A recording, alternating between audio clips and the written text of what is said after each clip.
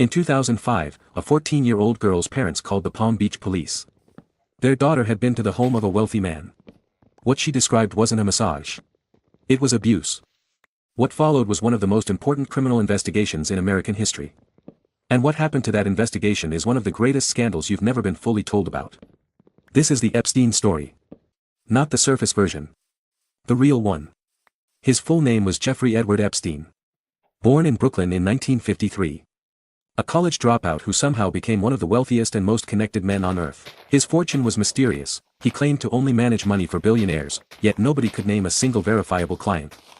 He owned a Manhattan mansion that was one of the largest private homes in New York City. He owned a ranch in New Mexico the size of a small town.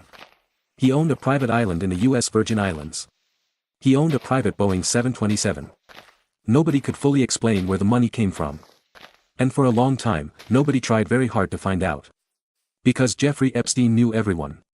He was photographed with presidents, princes, and prime ministers. He sat on the boards of scientific institutions. He donated to Harvard. He held dinners where Nobel Prize winners and heads of state sat at the same table. He was, by every external measure, untouchable.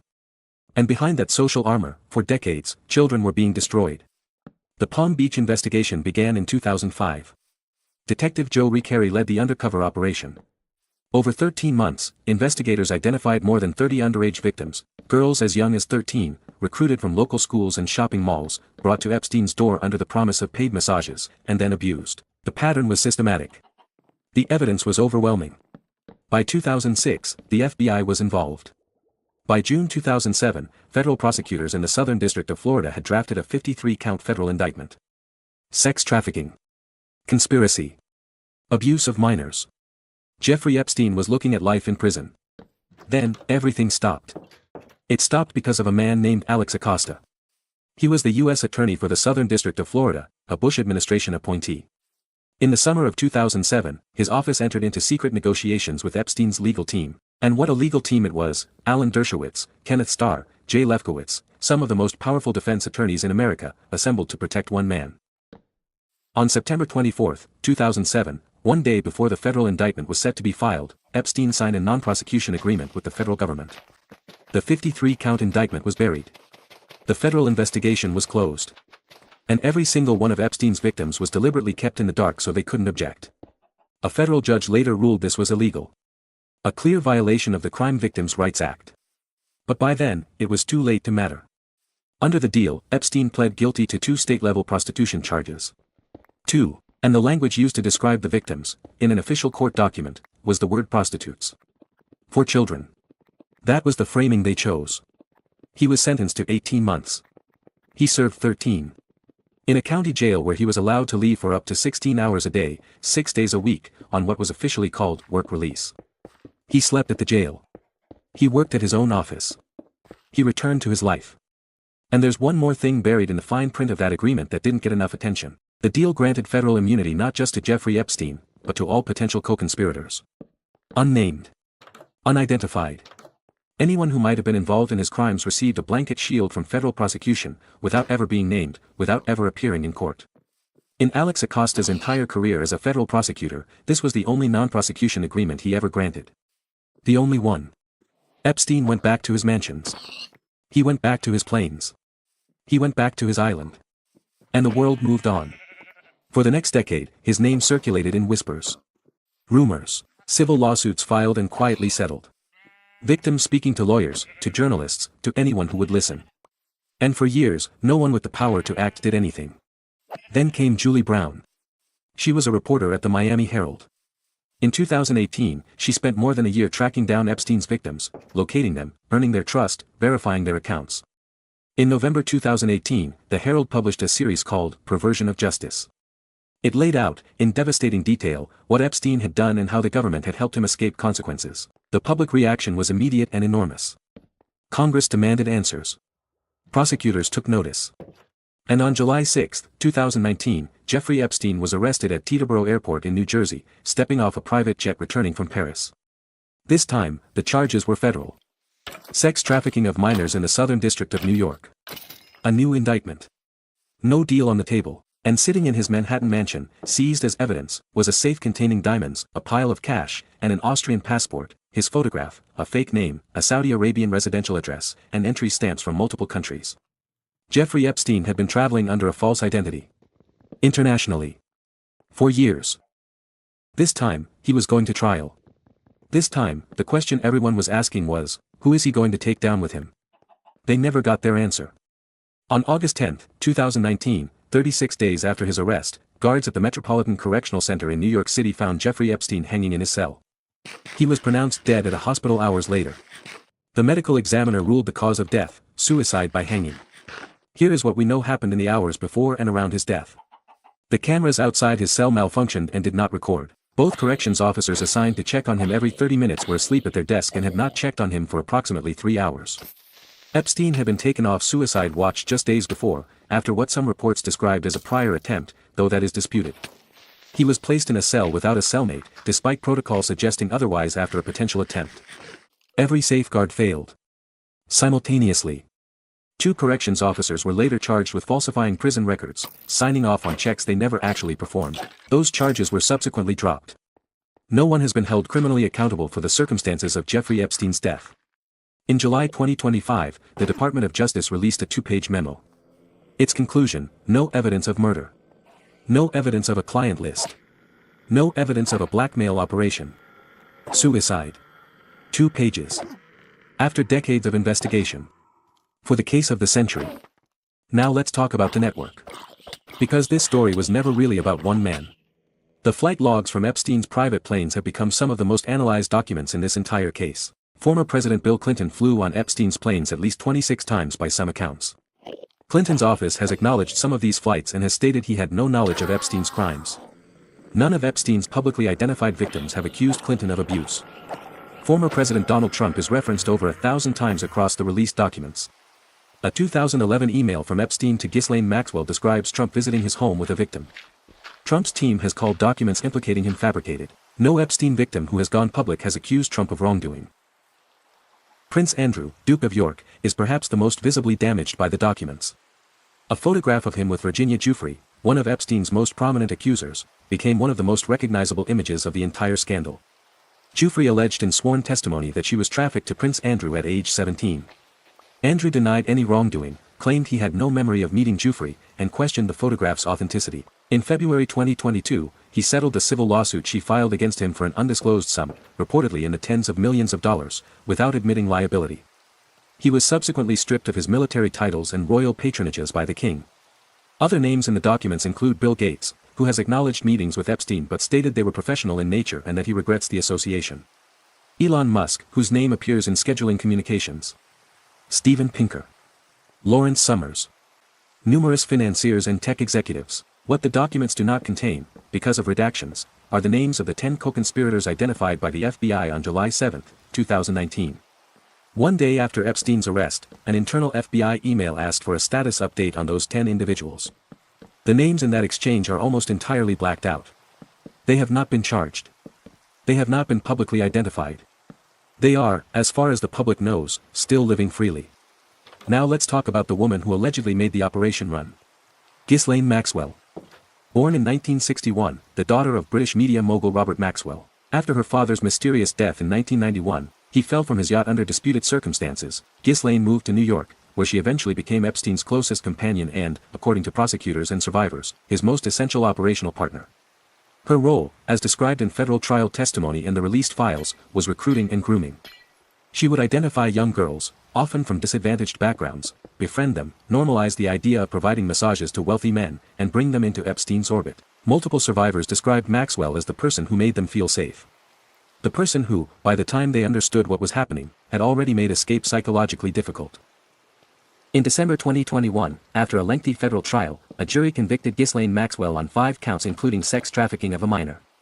In June 2022, she was sentenced to 20 years in federal prison. She is currently incarcerated. She has never publicly named other individuals in Epstein's network. She has appealed her conviction. There was another key figure most people don't know about, Jean-Luc Brunel. A French modeling agent with access to young women across Europe and internationally. The released files show that Epstein financially backed Brunel's modeling agency, giving him a pipeline and a cover. Multiple women have accused Brunel of rape and assault, including minors. Brunel was arrested in France in December 2021 on charges of rape of minors. He was awaiting trial in a Paris jail when, in February 2022, he was found dead in his cell. The cause was ruled suicide by hanging. Two of the people most capable of naming Epstein's broader network died in custody before either could testify at trial. Under circumstances ruled suicide. The island. Little St. James, a private island in the U.S. Virgin Islands, purchased by Epstein in 1998 for less than $8 million. To reach it, you needed Epstein's boat or Epstein's helicopter. There was no public access. No commercial route. You went because Jeffrey Epstein invited you. The released files include blueprints of the island, boat logbooks, and photographs. Multiple survivors have described being trafficked to Little St. James.